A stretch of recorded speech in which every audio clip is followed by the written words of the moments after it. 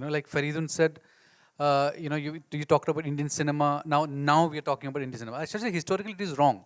There were a lot of South Indian films have had Indian actors from the north, and South Indian film was actually identified as Indian cinema. If you look at the 70 years of India's cinematic history, and it's that just in the last 20 years we just forgotten. If you put together Tamil cinema, Telugu cinema, Malayalam cinema put together, no, it's much bigger than Hindi cinema. We just didn't know about it.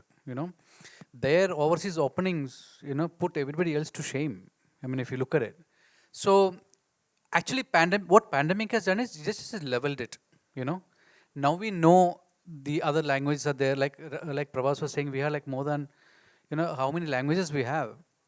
We have as many industries. We just don't recognize it. Then we are the only one country. If you look at Europe, you only talk about UK, French cinema, Polish cinema, a little bit of other language cinema.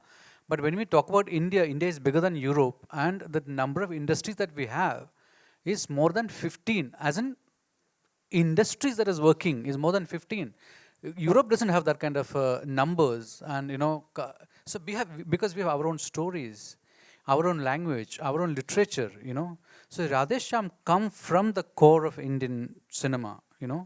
So even if you see visuals of that kind, and because the film is set in Europe, because that's what the basic tenet of the story is, that's why it is set in Europe. It's not that we want to compete with Titanic or make it like that, or go one step ahead of it. But the story demanded that it be set in Europe in the 70s, and so we are just coming together. I mean, the Indian audience is coming together.